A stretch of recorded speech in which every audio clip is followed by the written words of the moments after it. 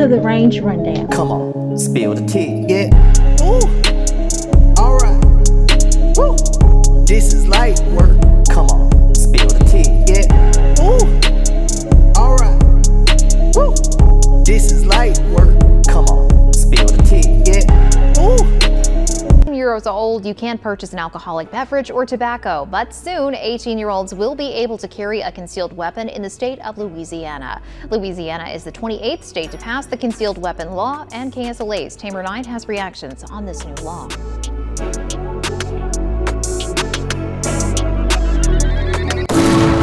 Try G, please don't try me. Yeah, because I fight. Talk to him, Barn. What you say?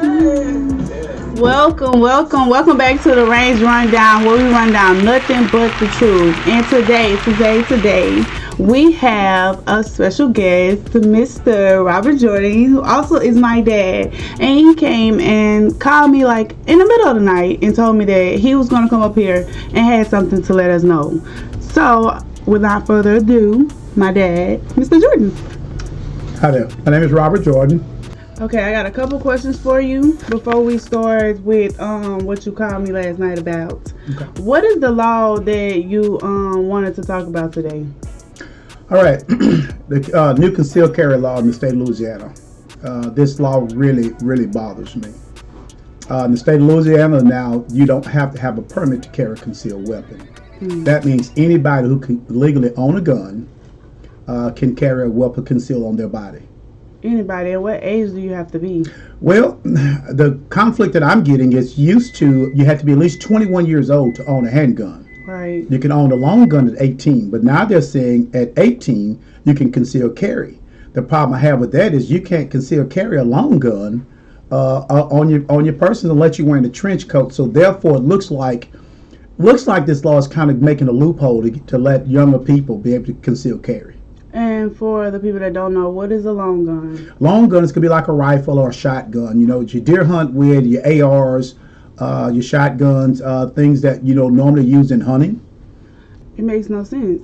They are, every day they are pulling over young black men and taking off guns off of them. Now that you're 18, you're able to carry and they're going to have a concealed weapon. You can't do nothing about it.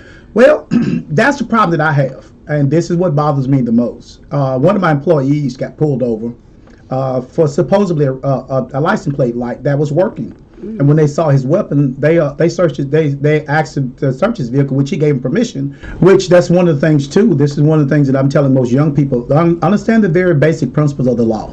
If you haven't done anything wrong, do not give them permission to search a vehicle, especially if you haven't committed a crime.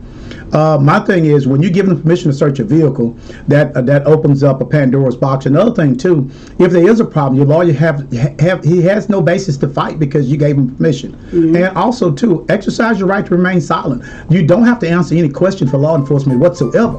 And believe me, this is not being anti-police. This is just what's being right, because it affects black and brown neighborhoods more than it does anybody else. It affects people that look like me more than anybody.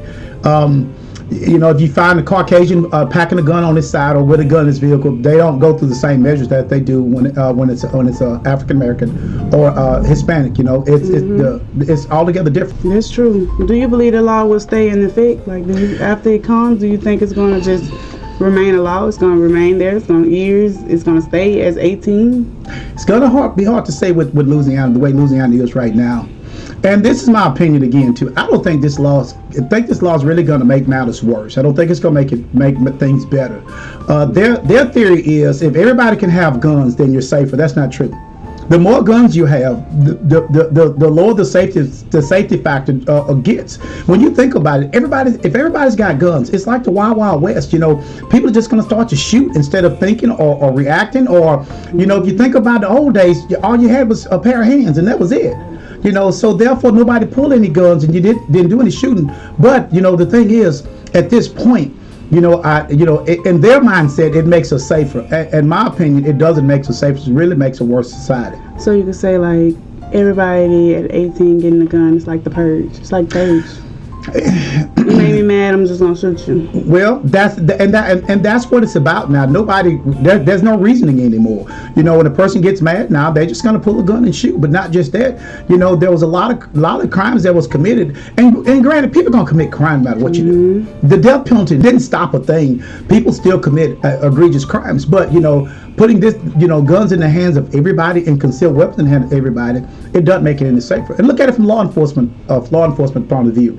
You pull somebody over, you have no earthly idea whether they have a concealed weapon or not. You're going to be on the defensive every time you pull somebody over now, especially when they're black and brown. So to me, this was a really bad law. I think the fact that most people embraced it, but most people embraced it didn't look like me. You believe that the community should have had a say so in it? Well, the communities did.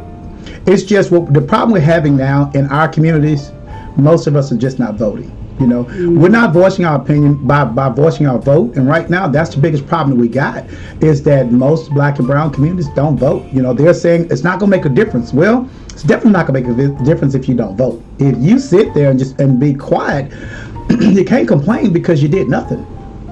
Yeah, I actually told my mom that the other day. She said, "Go vote." I said, "I don't know who to vote for," and I know it's a lot of people my age that feels the same way. Like, okay, I don't even know who this person is because they don't go out and look. And our generation not even worried about that.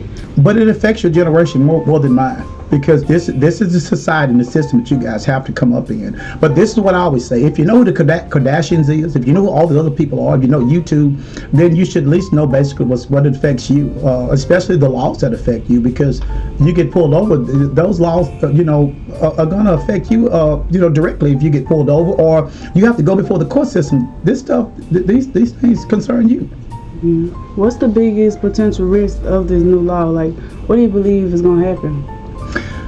I believe that most of your criminals are going to be much more violent now. Now that they know that, everybody's packing heat, I believe most of your criminals now are just going to go ahead. I think a lot of these criminals they're not going to have any leniency about what they're going to do. I think you're going to have a lot more carnage on the street because of this new gun law. Yeah, well, do you believe that if they stayed at 21 that it would be better, or just to keep it the same?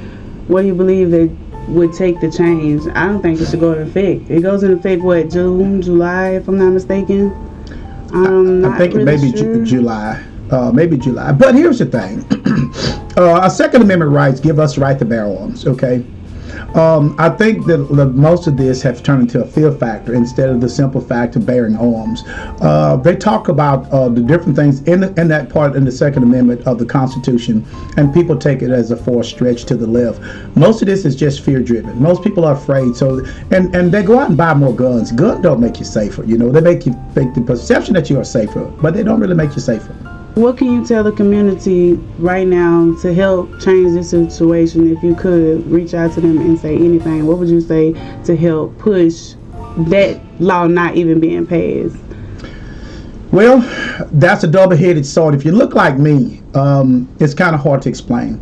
This is one of the things that I told all my sons. I had 3 sons, and coming up, I told them to keep their insurance and the registration above their visor, the driver's side visor. Mm-hmm. Therefore, when a police officer pulled you over, you wouldn't go to the glove box and make it look like you might have been going to get a weapon. When you got pulled over, they tell you put your hands up. Your hands are already in the up position. So I always taught my sons to put your insurance and registration above your visor. Therefore, your hands are up. When the police officer accosts you or come up to you, you let him know that my insurance and registration is above my visor, and I'm going to go. It's above, and my hands are already up anyway. As far as a weapon is concerned, that's a tough one, because once you tell, if you're black and brown, once you tell a police officer you got a weapon, he's going to be on the defensive. So there is no good solution about this with the weapon. Now, another thing too, you don't have to disclose that, because there's no law against you having a weapon in your vehicle. If a police officer asks you that, you do not have to disclose it. You don't have to say a word when a police officer pull you over. You have the right to remain silent. You can close your mouth and not say a word. They may arrest you, but once again, you have that right to remain silent. You can just simply tell a police officer, I refuse to answer that question. I refuse to answer that question. So with the new law, what do you think the government objective was? I have my opinion, and it's strictly an opinion. When I look at the new governor, he's ex-police officer. I don't think he really thought this one through too well. I think they're only looking at one side of this. And another thing too, my question to the governor is, what about when most of the criminals are police officers themselves? You got a lot of criminals wearing badges and guns. So my thing is, what happens when the people that's committing these crimes are police officers? Because as you see, a lot of police officers are just as bad just as corrupt as the people in the street. The biggest thing you see is gun violence, and now you want to give them more ages to be able to carry it. You want to give them more avenue. It makes no sense. It doesn't. And it don't take a rocket science to figure this out. Now, some countries, you got a cap on how many guns you can own. Some country got a cap on it, and you see less gun crime in those countries. My thing is, the Second Amendment rights give us to bear arms, but there's a lot of stuff that has no significance to it. Now, when you start looking at these big companies like these gun companies, there's money in selling these guns and spreading fear. The more fear they spread, the more guns people buy, the richer they become. They're not concerned with how many lives it takes. When they start suing these gun companies again, when you can sue these companies, then you'll start to see some of this stuff change. What are your main concerns with their law? What is on the top of your head when you first saw it and you first seen what they were finna do? What was the first thought?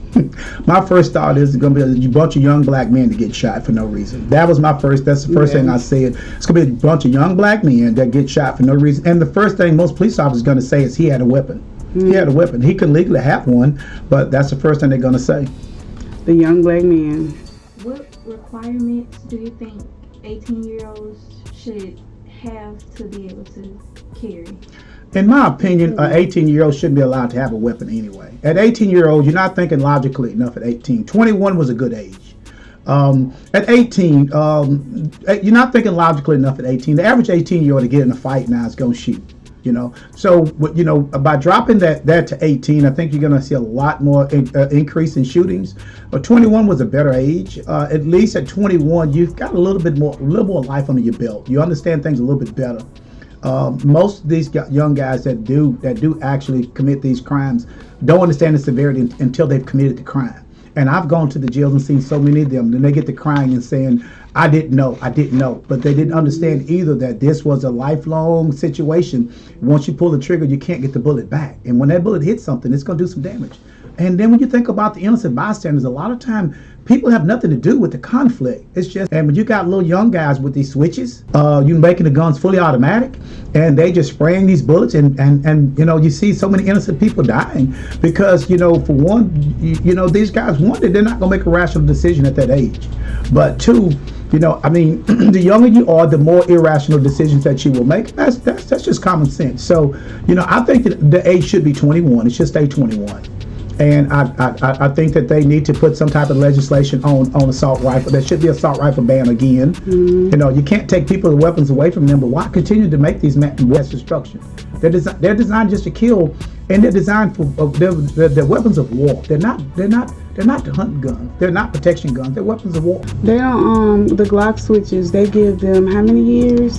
Well, they're saying that it's automatic 2 to 10. It's a federal crime for the Glock switches. So you make it legal for 18-year-olds to go get this gun. They get these Glock switches just to put them in jail for 50 years. Well, that's supposed to be the theory behind it. But my thing is, they're so easy to make any of those guns fully automatic, and that's what a lot of them are doing.